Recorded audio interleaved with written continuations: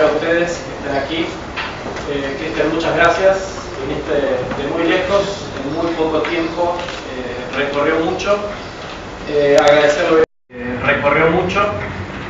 Agradecerle obviamente a Martín, a Ricardo, como siempre, a vos, Liliana, Santiago, gracias también por tu rato honesta. Pues muchísimas gracias por este esfuerzo profundo de hacer posible esta charla en una época difícil por varios motivos. ¿Me escuchan bien? No sé si el micrófono está encendido o el micrófono solo es para la grabación, ¿verdad? Sí, vale, muy bien. Pues voy a intentar levantar la voz, aunque estoy con un poco de tos, así que de vez en cuando me voy a interrumpir con cierta tos y luego volveré a avisar. Sí. Quiero apreciar ese esfuerzo en tiempos difíciles por varios motivos. Y ayer tuve el privilegio de conocer medio país.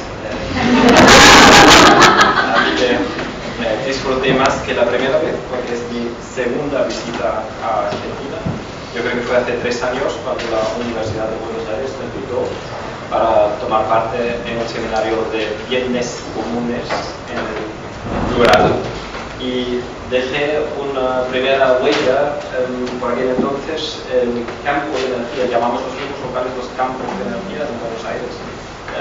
Están aquí varios activos y las semillas se han dispersado ya en varias partes del país. Por aquel entonces procede a Chile. En Chile ya tienen una asociación para el fomento del bien común, y en esta segunda visita a Argentina me han llegado 5 invitaciones distintas desde el siglo XXI en Córdoba, pasando por varias otras estaciones en Rosario, San Francisco, Colonia, Belgrado, hasta acá en La Plata. Y en todos los lugares han sido muy diversas fuerzas de la sociedad que trabajan conjuntamente a favor de la gran transformación, pero no hacia el capitalismo, sino hacia una economía orientada al bien común. Con este primer folio quiero enseñar que no solamente voy a presentar un modelo teórico, sino que también ese movimiento del que ya acabo de hablar. Y esta es la difusión en 7 años. El movimiento nació hace tan solo 7 años en Austria, en la parte sur de Alemania y el norte de Italia. Y nosotros ni pensábamos en contarlo fuera de Europa, porque está pensado para transformar a Europa. Ahí tenemos nosotros problemas muy parecidos a los nuestros. Pero bueno, si llegan invitaciones de otras partes del mundo, con mucho gusto aceptamos las invitaciones.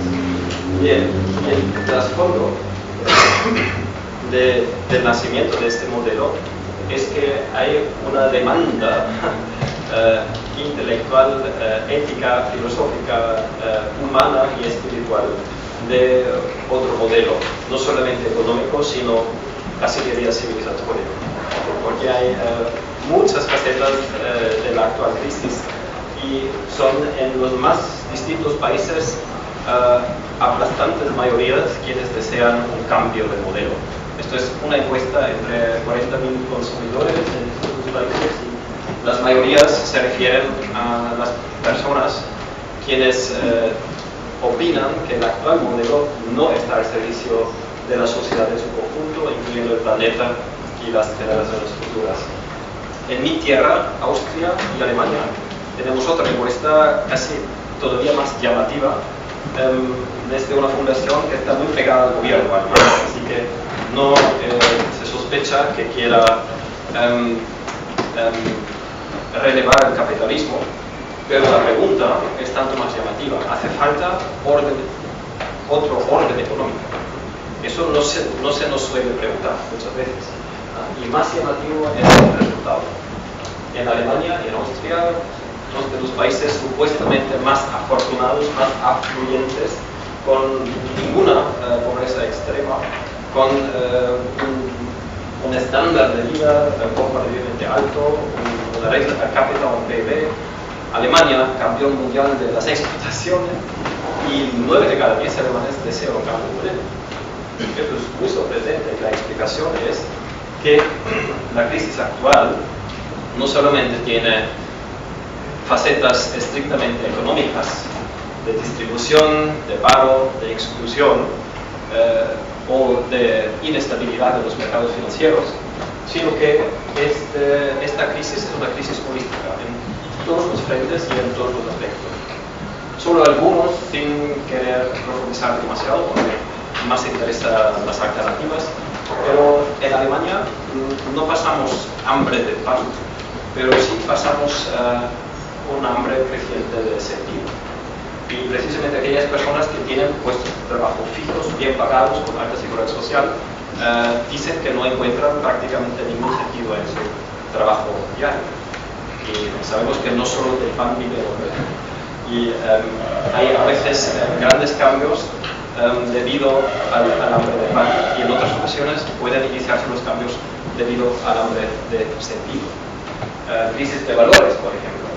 El egoísmo se está difundiendo desde el mismo modelo económico, a pesar de que el egoísmo no es un valor positivo, nunca lo ha sido en ninguna cultura y en ningún momento, y de repente el sistema económico nos educa a ser egoístas y competitivos y eficientes y exitosos y crecer sin límite. De repente ahí nacen unos valores que nunca han sido valores en ninguna parte y en ninguna época. O sea, está empezando a emitir nuevos valores en el propio modelo que solo debería estar a nuestro servicio en vez de colonizarnos éticamente e ideológicamente.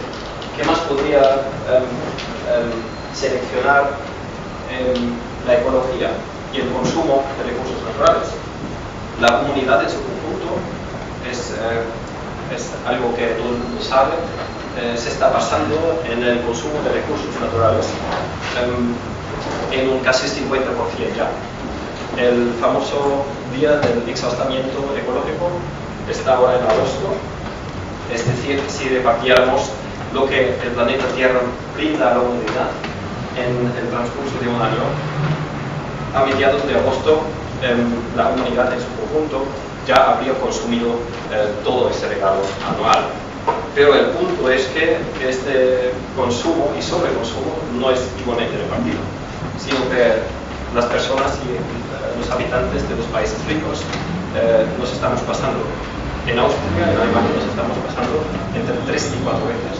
Es decir, si toda la humanidad consumiera en el nivel que nosotros estamos consumiendo, harían falta entre 3 y 4 veces. Y esto tampoco nos deja cómodos, ¿no? Nos incomoda porque sabemos que vivimos a costa de las generaciones futuras y de las poblaciones de otros países. Quizás un último ejemplo, la concentración de poder. 147 transnacionales controlan el mundo. Esto no es el eslogan de un movimiento antiglobalización, sino esto es el resultado de un estudio científico de una de las instituciones científicas más renombradas de Suiza. ¿Y qué han hecho ellos? Ellos han investigado a quién pertenecen las 45.000 empresas transnacionales según la definición de la OCDE. Y el resultado ha sido que son 800 empresas que controlan la propiedad del 80% de estas 45.000 empresas. Y 147 empresas controlan casi la mitad de la propiedad del capital de estas casi 50.000 transnacionales. Y 120 de las 147 son empresas financieras. Es decir, no producen nada para cubrir las necesidades básicas de los seres humanos, que debe de ser el fin de la economía.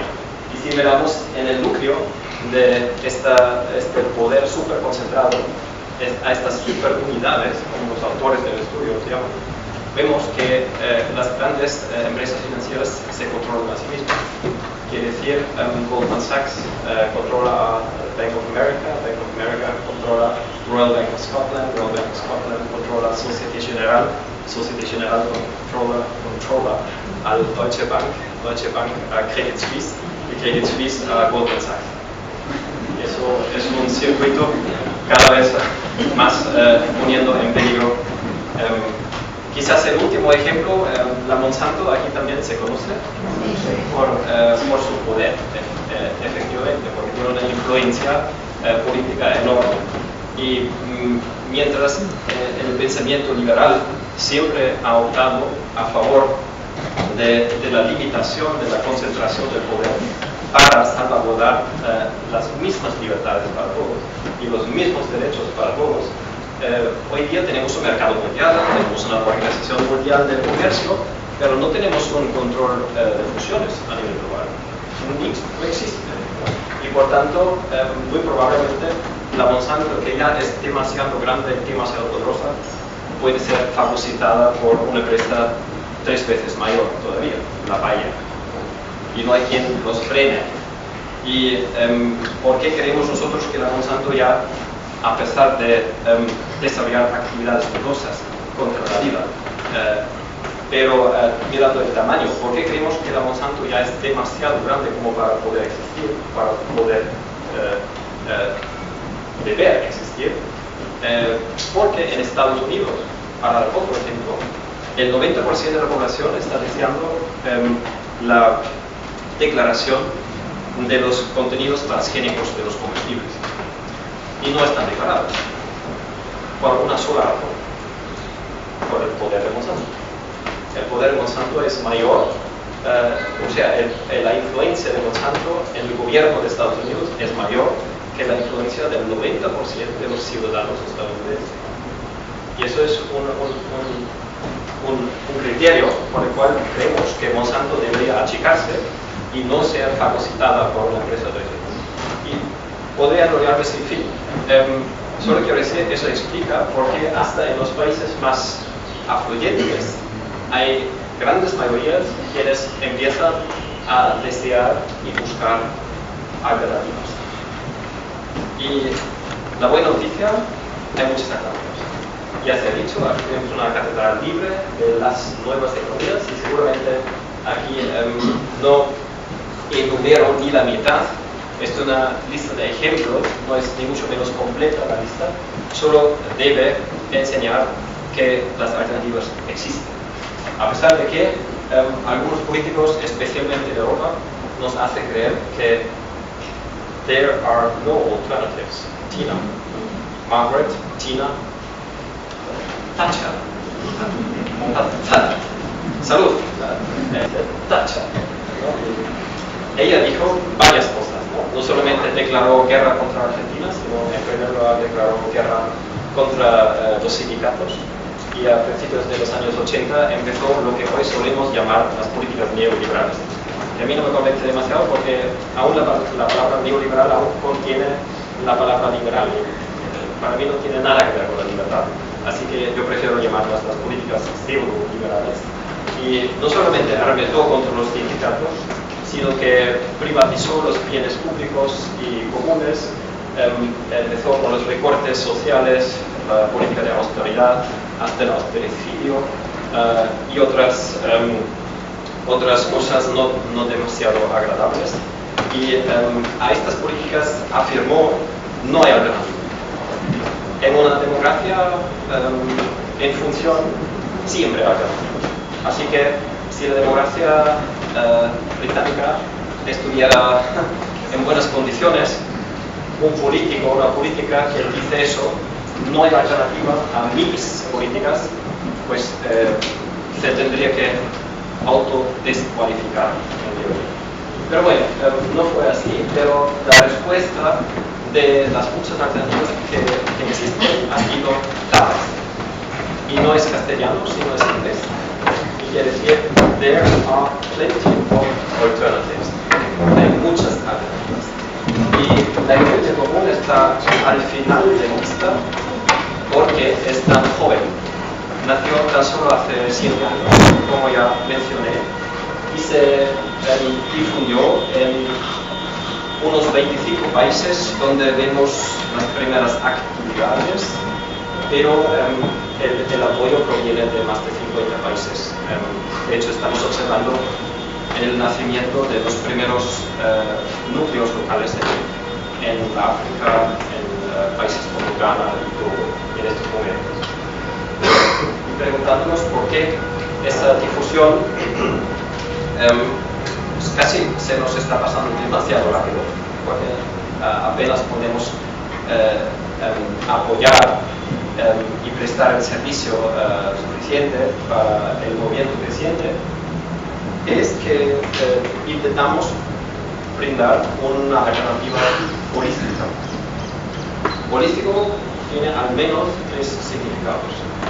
El primero es que la economía común no solamente es un modelo teórico completo que mira las 20 piedras angulares del orden económico legal, sino que también es un movimiento popular, empresarial, democrático, ciudadano, altamente participativo, que involucra a prácticamente todos los agentes de la sociedad contemporánea. Ellos pueden co-crear y co-implementar junto con otras iniciativas y alternativas las distintas facetas del modelo. Y tercero, pero no menos importante, yo en los 20 años de mis actividades en la política, pero para ningún partido político, por supuesto, mi ámbito político es la sociedad civil austríaca y europea. Yo he tenido que aprender una lección bastante amarga, que es la siguiente. No es suficiente si nosotros, los activos, los ciudadanos, los movimientos populares, desarrollamos alternativas atractivas, convincentes, contundentes, si luego no les gustan a los gobiernos todavía. Y de las muchas alternativas que he visto surgir y también florecer en las bases de la población, prácticamente ninguno ha sido implementado por los parlamentos.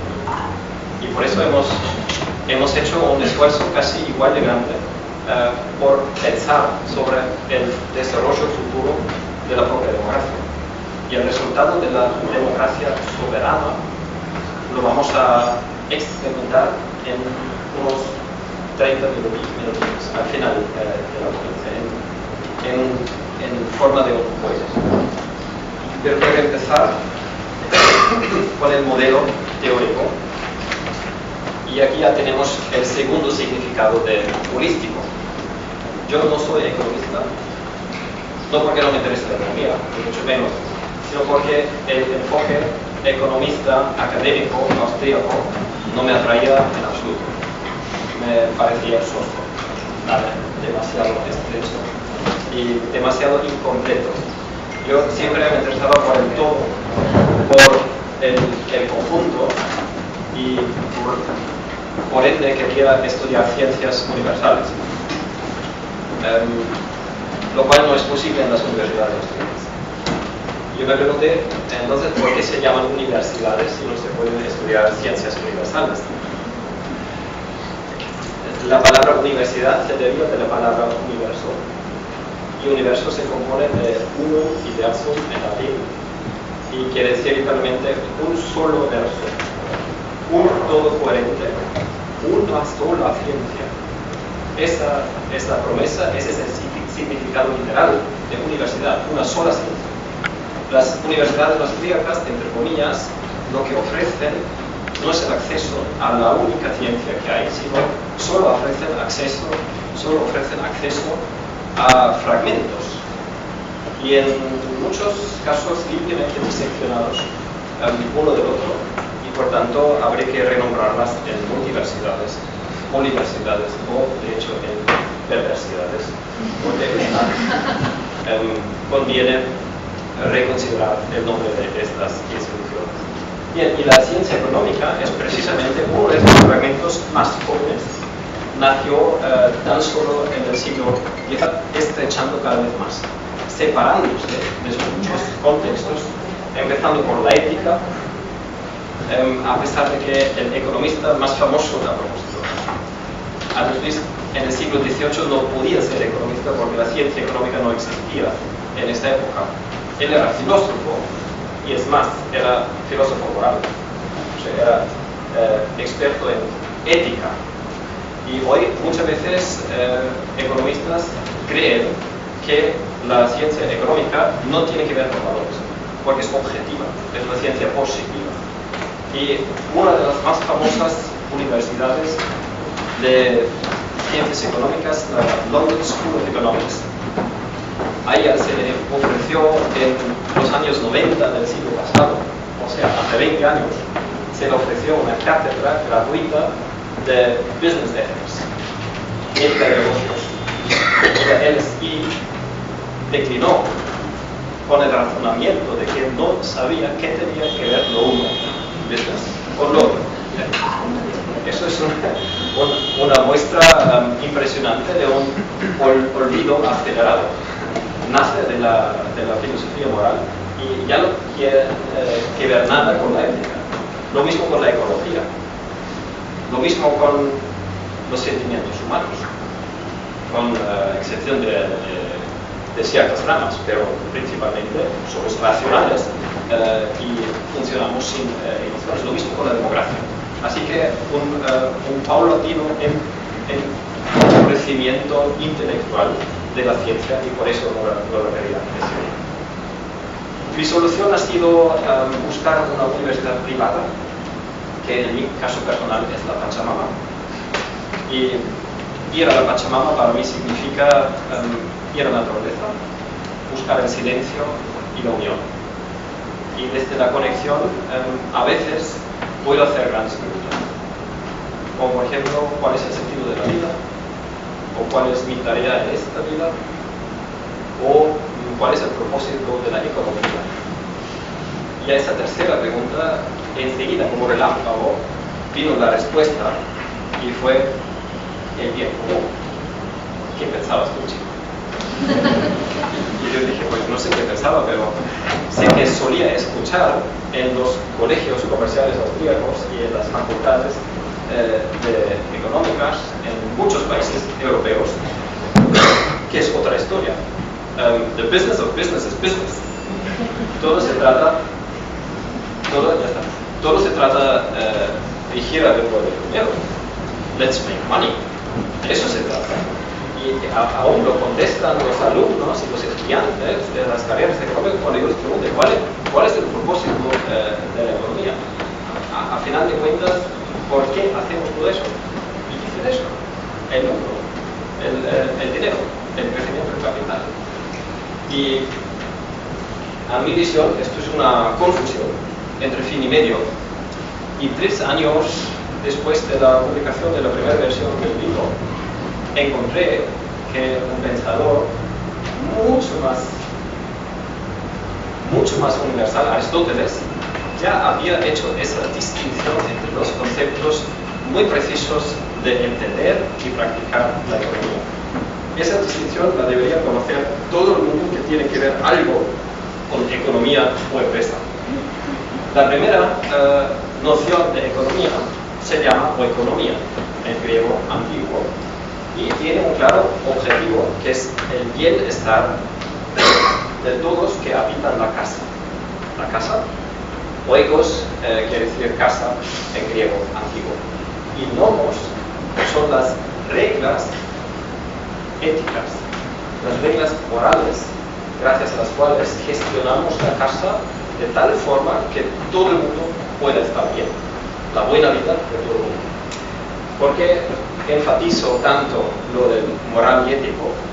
Porque, como ya he dicho, la ciencia económica, o algunos economistas, están muy orgullosos de dominar una ciencia neutral, positiva, no normativa, mientras que el propio significado del nombre de la ciencia es que nosotros somos una ciencia moral, nosotros somos una ciencia normativa, ética, porque tenemos un propósito, y el propósito es el bienestar de todas las personas, y a lo mejor si entendemos por casa no el hogar humano, sino la economía nacional, o incluso la casa común, dijo un argentino, que es el planeta.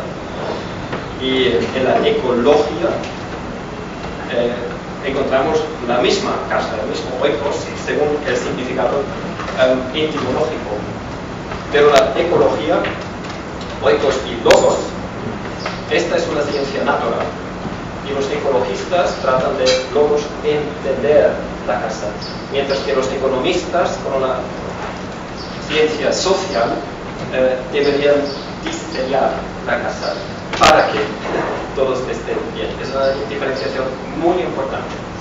Y no sé si todo el mundo tiene claro que el premio Nobel para la ciencia económica no existe. ¿Lo tienen claro o no lo sabían? Sí, algunos sí. Y eso es muy importante porque el premio Nobel de Economía no existe porque Alfredo Nobel, cuando convocó y inició ese premio, lo hizo explícitamente y exclusivamente para ciencias naturales. No quería otorgar el premio a las ciencias sociales, porque ahí todo se trata de opiniones, paradigmas y modas, que mañana pueden ser distintas. No es que no sea totalmente distinto de las ciencias naturales, pero a él le gustaban un poquito más las ciencias naturales. Y incluso dijo explícitamente a la ciencia económica seguramente no la voy a incluir en los premios, porque yo no tengo una opinión demasiado elevada de esta disciplina científica.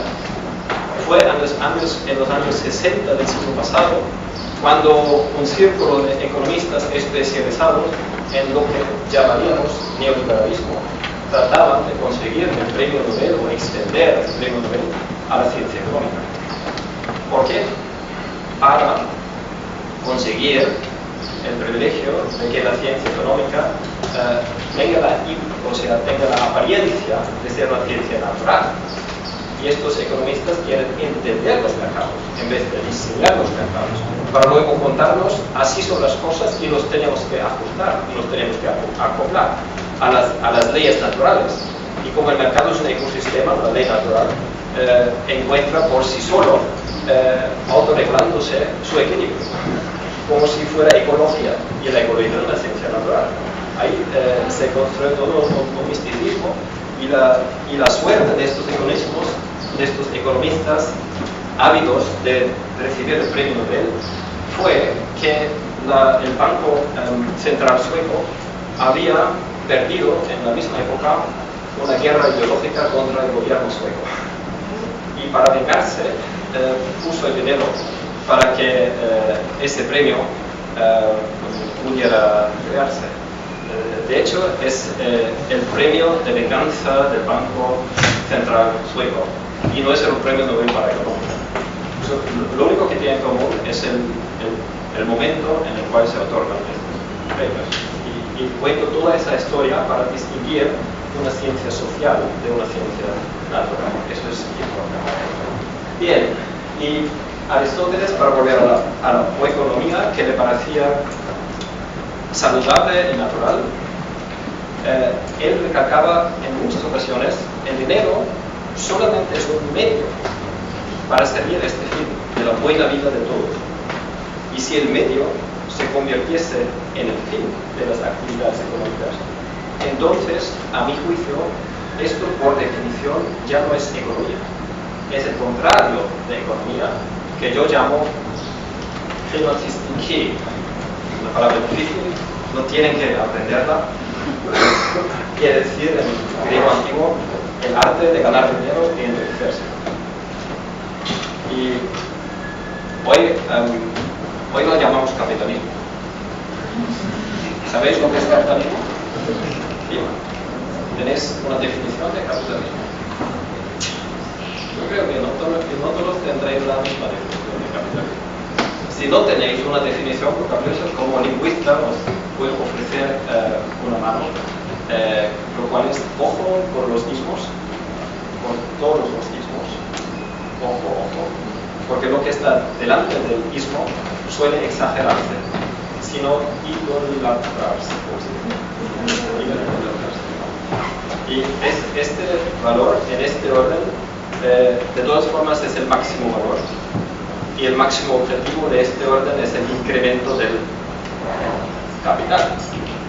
Esta es la definición del capitalismo. Y a esto, Aristóteles lo consideraba antinatural, perverso, igual que nosotros.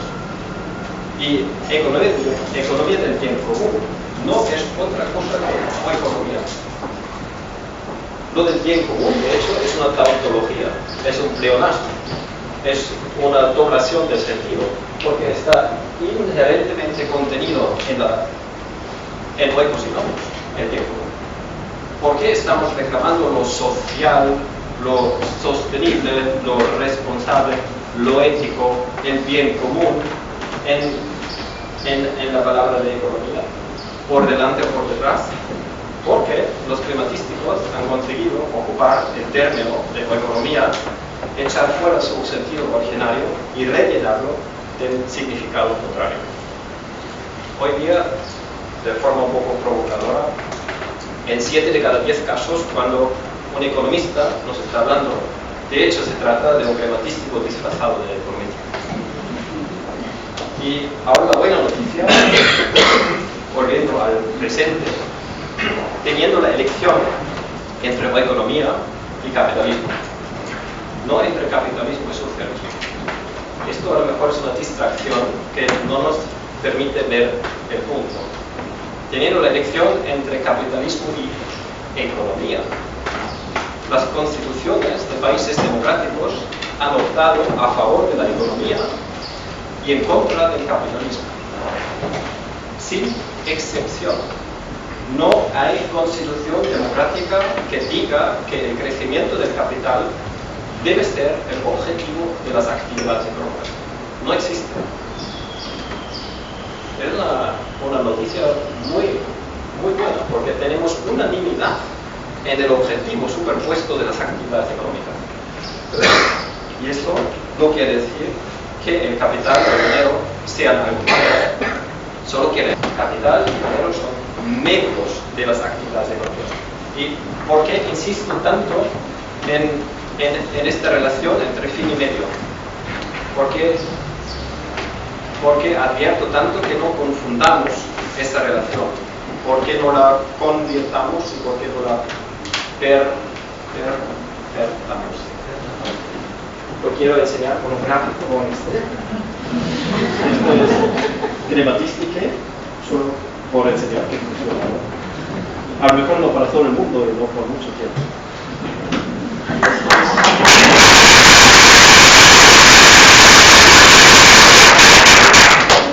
Que al menos también funciona. Yo creo que para más personas será más raro.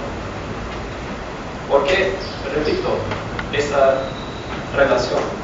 Porque si no tenemos claro cuál es el fin y cuál es el medio, no somos capaces de medir el éxito en la economía correctamente. Veamos esto.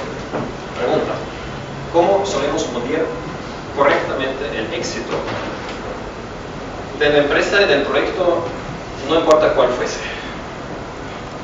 Medimos el éxito en primer lugar de acuerdo con los medios y su disponibilidad o incluso acumulación, o medimos el éxito correctamente de acuerdo con los fines que hemos definido para este proyecto y su alcance.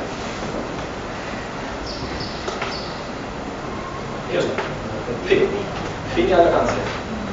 Yo creo que sí. Yo no conozco excepción a esa regla. Es una regla, es un principio. Pero entonces, esto es un error de método. Porque así solemos medir el éxito en la economía hoy, al menos en Europa, no sé cómo es el caso de América. Pero yo creo que esto se ha globalizado.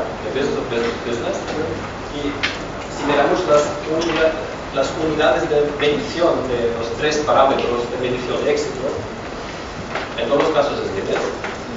Y acabamos de aprender que el dinero no es el objetivo. Y acabamos de comprobar que el éxito se mide de acuerdo con el alcance de los fines y no de acuerdo con la acumulación de los medios, en primer lugar. Entonces, no es el método. Y si estamos de acuerdo con las constituciones que el fin es el bien común, pues entonces esa sería la forma correcta de medir el éxito. No, sí, no.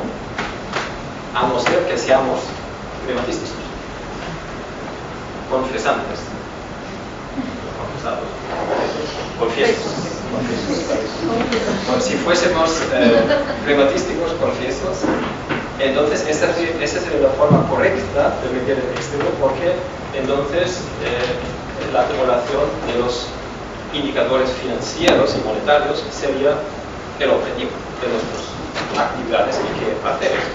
Solo que el problema es que las constituciones han decidido en contra de la climatística y a favor de la economía. Así que lo sentimos, pero hemos tomado una decisión.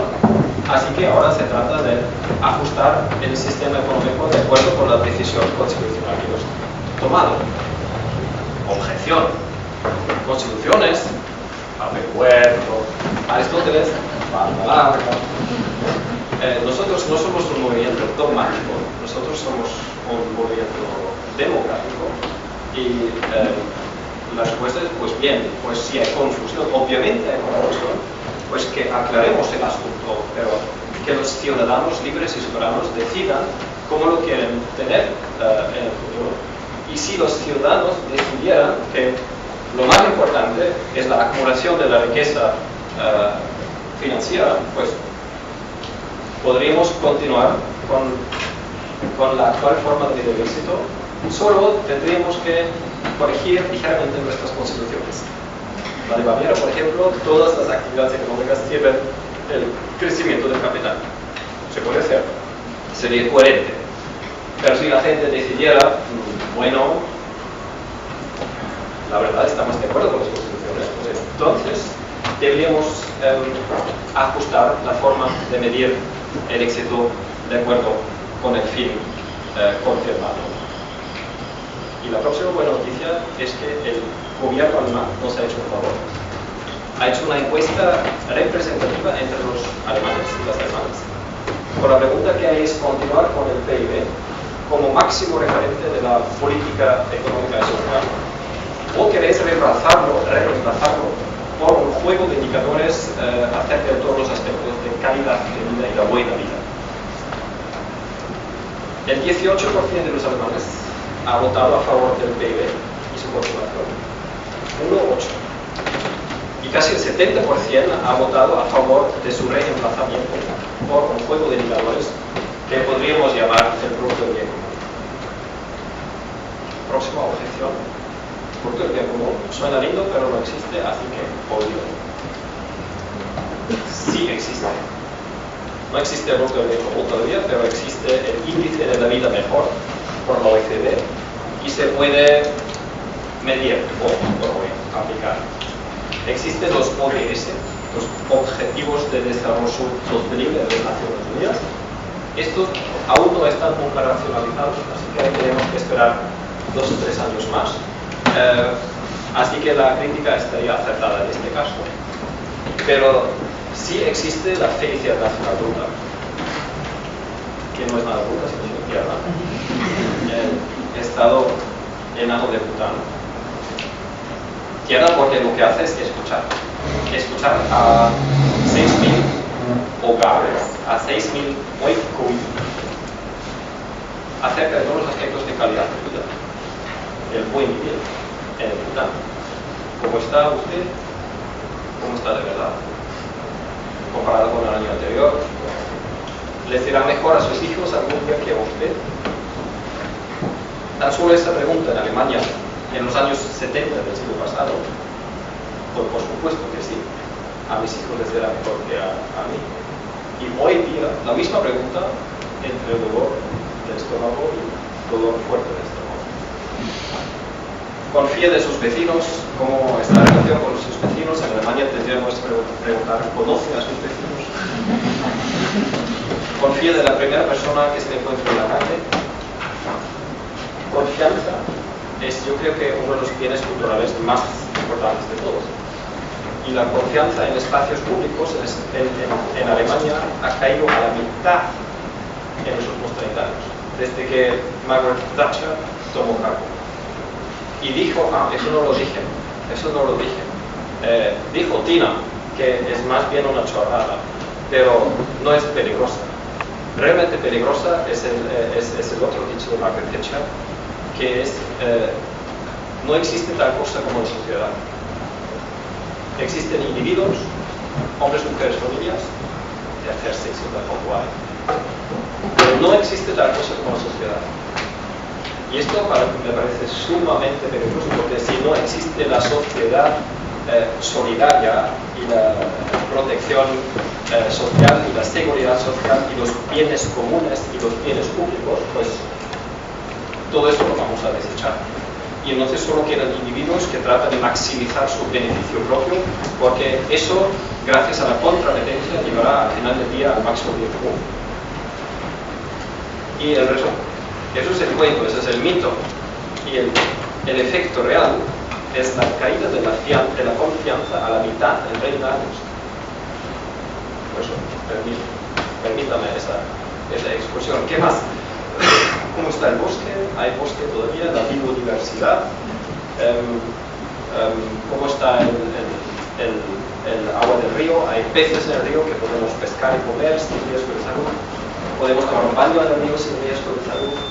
¿Podemos beber el agua del río sin riesgo de salud? Nuestra propuesta no es emular el modelo del Bután ni de la OECD, sino inspirarnos como ciudadanos libres y soberanos y crear autónomamente entre nosotros el índice del buen vivir local o del bien común local, gracias a los 20 ingredientes más relevantes de una buena vida. Y se mide anualmente y se puede sintetizar al Producto del Bien Común. Y si el Producto del Bien Común crece, no solamente vamos a estar muy atentos porque lo habremos construido nosotros, sino que también vamos a estar atentos porque tendremos una garantía al 100% de que o bien seremos más saludables, o bien más felices, o bien más educados, o bien más democráticos, o bien más solidarios, o bien más sostenibles, o bien más pacíficos. ¿Se me ha quedado algo? O sea, algo que realmente vale, tiene que haber mejorado, si no, el Producto del Bien Común no puede crecer. Si el PIB crece, tenemos la garantía de que uno de estos aspectos que acabo de enumerar fiablemente ha mejorado. Tenemos esa garantía cuando el PIB crece. No, es más, puede haber una correlación negativa a cada una de las cualidades que acabo de enumerar. Y por eso se me permita la pregunta a los economistas, aquellos que nos hablan tanto de la eficiencia, señores economistas que tanto les importa la eficiencia que a veces yo tengo la impresión de que es un valor la eficiencia. ¿Cómo se explica que gustándole tanto trata de medir el progreso de la nación y el bienestar de la sociedad gracias a un indicador, el PIB, que no tiene ninguna relación fija al alcance de nuestros objetivos? ¿Cómo se explica esto? Y la única explicación que yo tengo es que yo no he hecho esa pregunta a un economista, sino a un crematístico. Y para un crematístico está más claro que el progreso de la nación se mide en un agregado de números financieros y no en el bienestar de la gente y de la casa. Y la segunda relación fija que nosotros, o que la economía del bien común promete establecer, es la relación entre el éxito individual en la economía, digamos de una empresa, y el éxito de la sociedad en su conjunto. Aquí la relación que la mayoría de las poblaciones está echando de menos. A vuestro juicio, ¿esta relación es deseable? ¿O da igual que sea así o así? ¿Da igual? No, es deseable. Sí, ¿cómo no? ¿Y cómo está hoy? ¿Hoy siempre es así? ¿O también puede ser así? ¿Puede ser así? ¿Por qué es tan fatal? Porque sabemos de la teoría del juego que si repetimos el foul play y el fair play a la vez, aquellos que se ponen son los foul players, porque tienen menos escrúpulos. Y nosotros queremos establecer esa relación fiablemente. Y en eso seguimos a Adam Smith. Porque ella tenía ese sueño. I have a dream. es suficiente permitir free enterprise, la iniciativa privada en la economía, y establecer libres mercados. No hay yo mismo, con la piel de gallina, pero uno puede engañarse, eso está permitido. Para que al final del día se cree el bien común máximo y ahora automáticamente pasan muy pocas cosas. En la naturaleza quizás, pero no en los mercados. Y su esperanza de ese automatismo de la creación del bien común fue tan fuerte, su esperanza, que solamente llamó una vez en su tochete de 800 páginas del bienestar de las naciones la encargada del bien común, que era responsable de proveer esa relación fiable, la mano invisible, la encargada del bien común. Eso era. Pero lamentablemente no la describió, así que hasta hoy no podemos saber cómo funciona. Pero este es el ejercicio que podemos hacer nosotros. Describámosla, mano visible, hagámosla visible, y la mano visible puede ser el balance del bien común, que tiene exactamente ese efecto de establecer la relación fiable entre el éxito individual y colectivo. Y si fuese así, sería así. Las empresas que no contribuyen al bienestar de la nación, al wealth of the nation, pero a la misery of the nation, a su malestar, fracasan. ¿Y por qué fracasan? Porque tendrían un resultado de balance de bien común pésimo. A ver, ¿cómo funciona el balance de bien común? Vemos en la franja naranja horizontal una serie de valores fundamentales que muy probablemente les serán familiares. Nosotros no hemos inventado ninguno de estos valores, desde la dignidad hasta la participación democrática, sino que los hemos encontrado en las constituciones de países democráticos. De nuevo, la economía común no propone nada nuevo, sino recuerda los valores fundamentales que ya tenemos, que ya compartimos, y la única innovación que añadimos nosotros es la propuesta de tomarlos en serio e incluirlos en el orden económico local de tal forma que sean respetados y que la economía se ajuste y se oriente hacia ellos. Y para ello hace falta medir en qué grado una empresa vive y cumple con estos valores frente a todos los puntos de contacto, desde los proveedores hasta las generaciones futuras. Y en las casillas de intersección,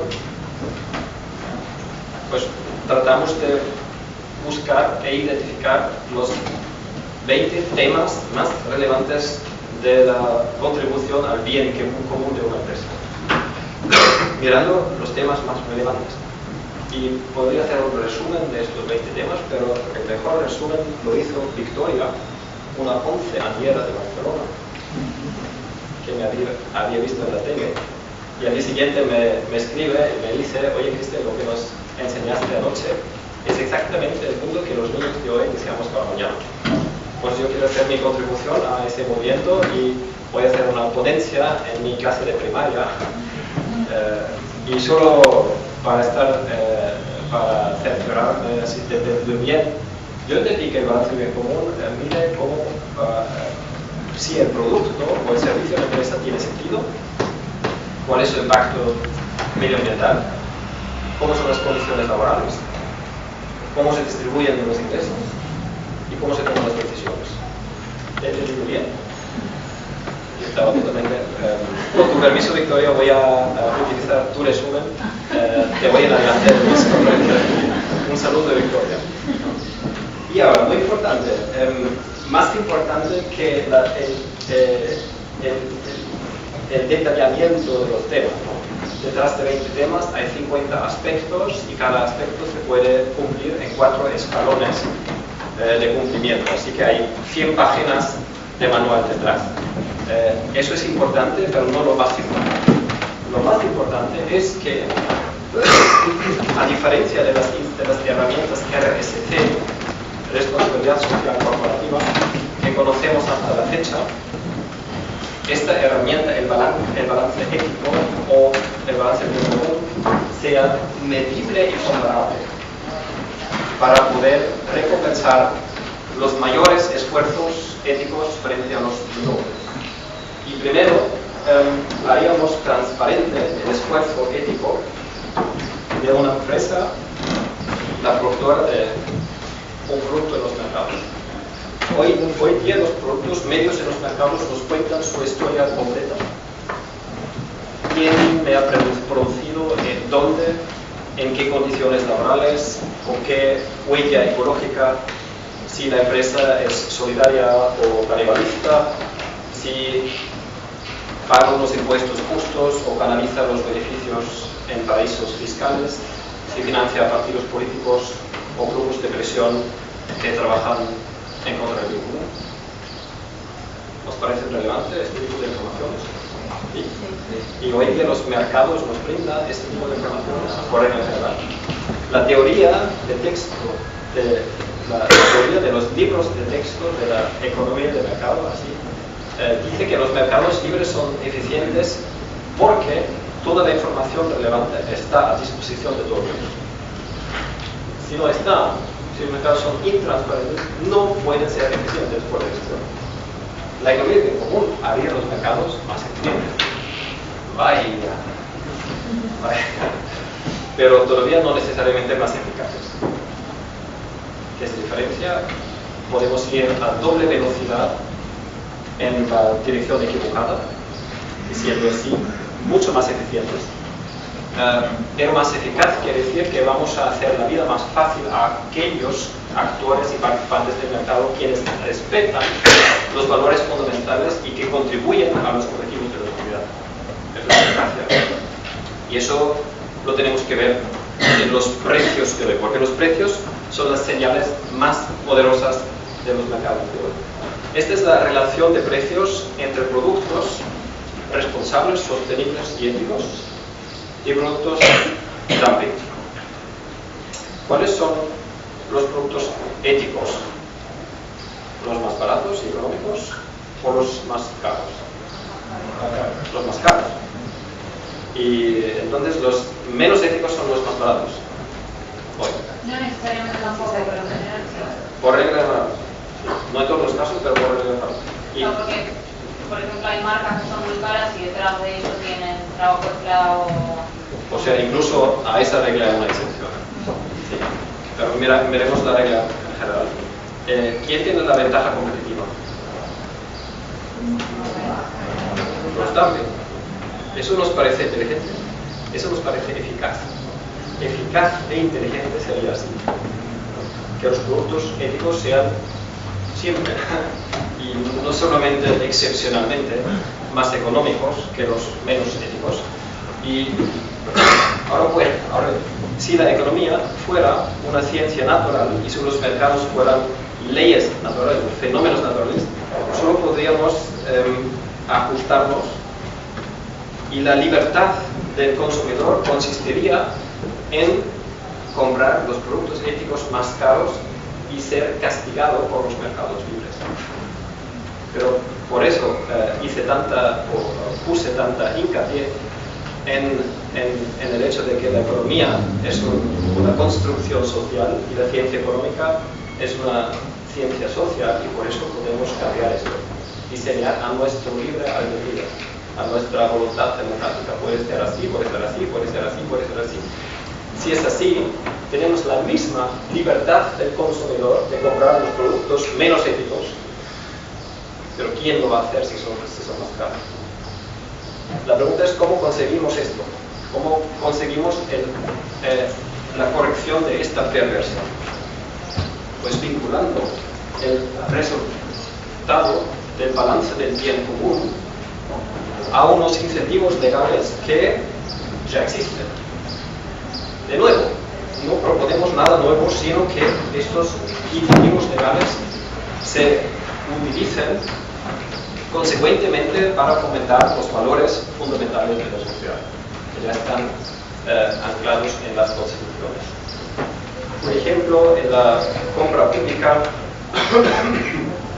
la ciudad de La Plata la provincia de Buenos Aires, el Estado de Argentina o el Mercosur o las Naciones Unidas, dicen, primero, empresas que participen en las licitaciones públicas, primero presenten por favor los balances de bien común. Luego, las de color naranja y rojo ni hace falta que se presenten.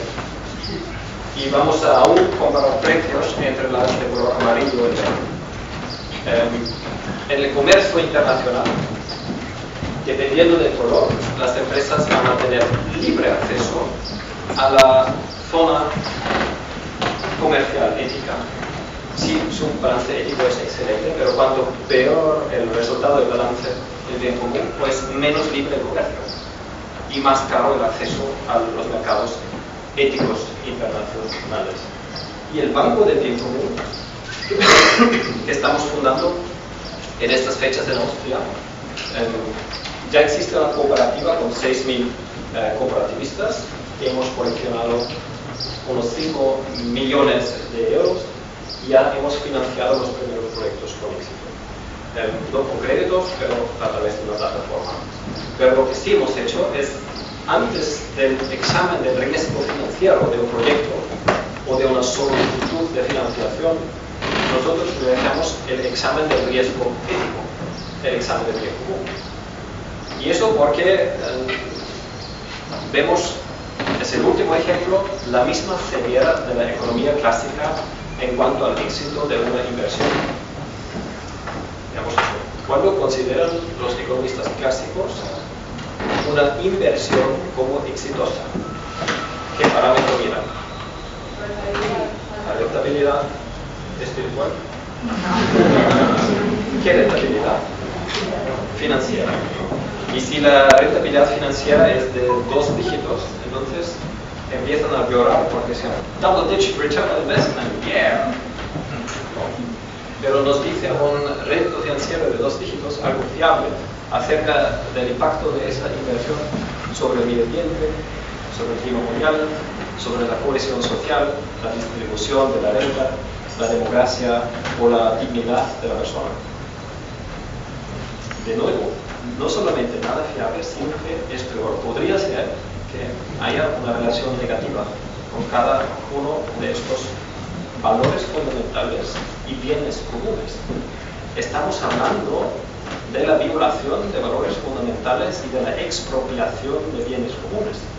Si una inversión nos expropia al cuerpo social, entonces no aumenta la riqueza de la nación, sino la pobreza de la nación. Pero los economistas clásicos, con esa visión de lo económico, confunden esa destrucción en múltiples niveles y en múltiples sentidos con una práctica economía exitosa. Por eso yo soy economista, para tratar de completar la imagen, y también práctico. Con este banco solamente vamos a financiar proyectos que pasen el examen del bien común y que también después pasen el examen financiero, porque tampoco vamos a ir a la bancarrota. Y si pasan ambos exámenes, fluye el dinero y fluye donde debe fluir a un desarrollo económico o a un desarrollo verdaderamente económico, es decir, ético, sostenible y holístico. El resultado, voy a tomar un trago. No es exactamente esto, pero eso es para relajar un poco. Es más o menos eso y un poco más. Este café existe, no es un fake, es real, en Barcelona. Y un poquito más teórico, la propuesta es cambiar las reglas de juego de hoy, que es afán de lucro como el objetivo principal, y con contrapetencia, porque competencia quiere decir literalmente buscar juntos, pero lo que hacen las empresas muchas veces es buscar el fin o el éxito en contra de las otras. Entonces esto sería contrapetencia por contribución al bien común y cooperación. No se puede imponer la cooperación, pero se puede incentivar. Y entonces estas reglas de juego guiarían los mercados y las actividades económicas en otra dirección ética que estas reglas, mientras que estas reglas causan que eliminar las deficiencias humanas, desde la avidez y el egoísmo hasta la desconsideración y la irresponsabilidad, conduzcan al éxito empresarial y económico. Estas reglas de juego causarían el contrario, el fracaso empresarial, la insolvencia de aquellos actores que se comportan de forma egoísta y responsables desconsiderados. No lo vamos a eliminar. No hay modo. El ser humano va a ser el mismo en el mundo, solo que no vamos a recompensar los vicios de los seres humanos sino las virtudes. Es decir, aquellos actores económicos que vivan los valores que ya están en las constituciones y en los corazones, pues tendrán una mayor probabilidad de ser exitosos. Y de esta forma estarían en congruencia las leyes de los mercados con los valores de la sociedad. Pues este es el núcleo de la economía común, hasta aquí, no más. A pesar de que el modelo se compone de 15 piedras angulares adicionales, solo por mencionarlos, por indicarlo.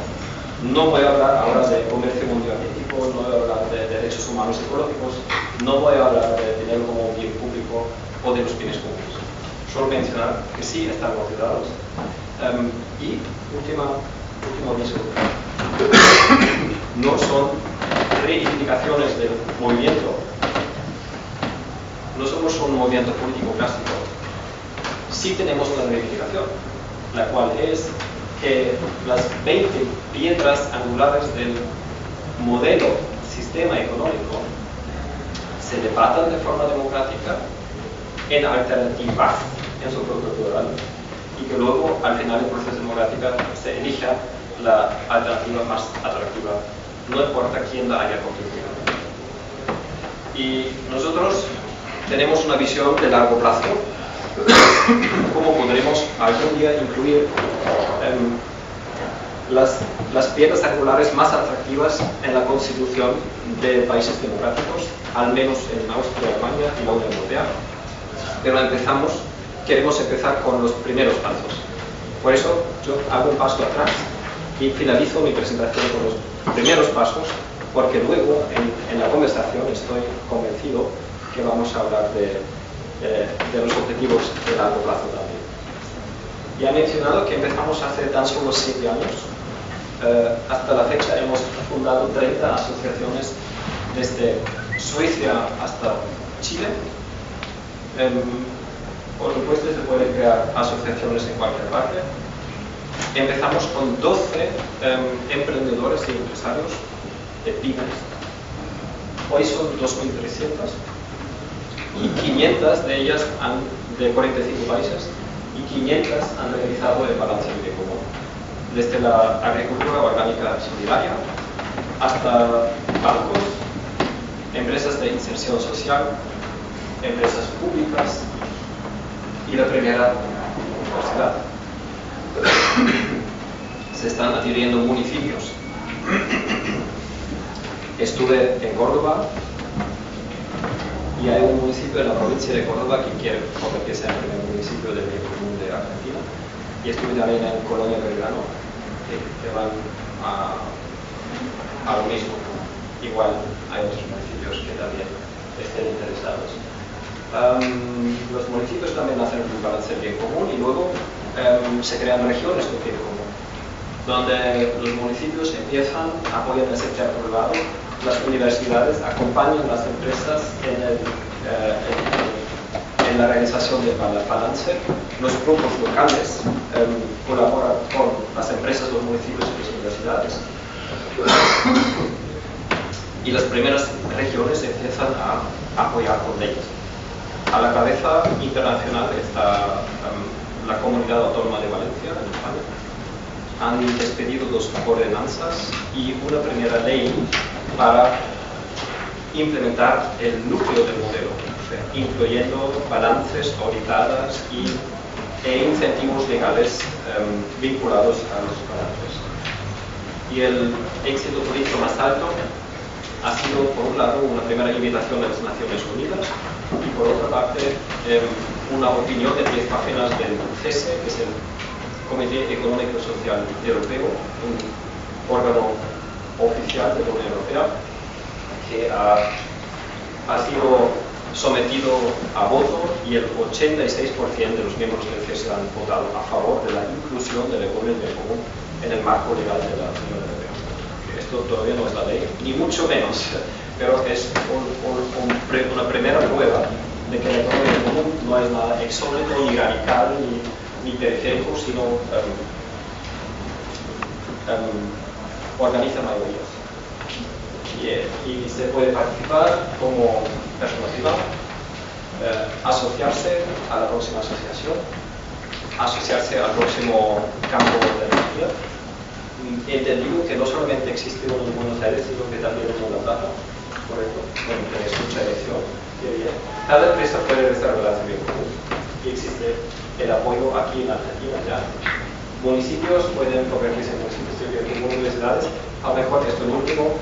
Las universidades participan en la enseñanza, en la investigación, en la aplicación y en la diseminación. Esto es la diseminación. Agradezco a la universidad, conjuntamente con la fundación, de hacerlo posible. Y el paso más avanzado lo hemos conseguido también en Valencia. Se ha establecido una cátedra de economía del bien común, en la que por supuesto no solamente se enfoca en la economía común, sino que igualmente en la economía social y solidaria, en el cooperativismo, en los bienes comunes y en Europa en la economía del decrecimiento material, no de la felicidad.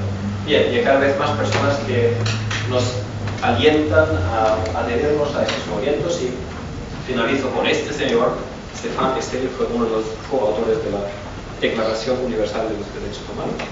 Y si no hubiese habido un grupo de traviesos quienes decidieron este tema es tan importante que vamos a hacer un gran esfuerzo por conseguirlo, no tendríamos los derechos humanos hoy.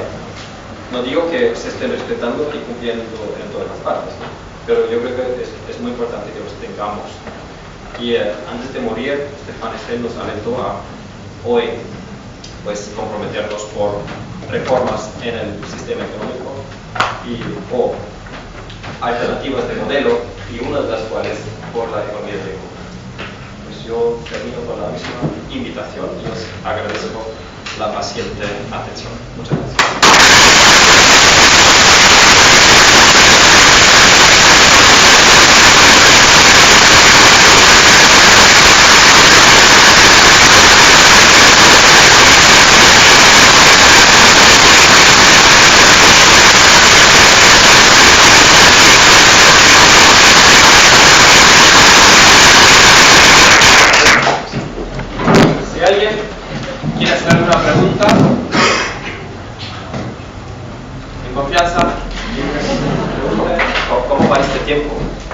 Porque tengo varios juegos y el primer juego sería que nos tomamos 2 minutos volcándonos hacia nuestro vecino o nuestro vecino. En el primer minuto la primera persona habla lo que está dentro de ella ahora, sea lo que fuese, puede ser el silencio, y la otra persona escucha atentamente desde el corazón, permitiendo a la primera persona encontrar su más profunda verdad. Y en 1 minuto os aviso y cambiamos papeles. Y así en 2 minutos todo el mundo habrá hablado un minuto entero. Y después vamos a compartir la presentación. ¿Os parece? ¿O tenéis prisa de los griegos? ¿O queréis saltar directamente al debate? Jugamos. Vale. Empieza el primer minuto.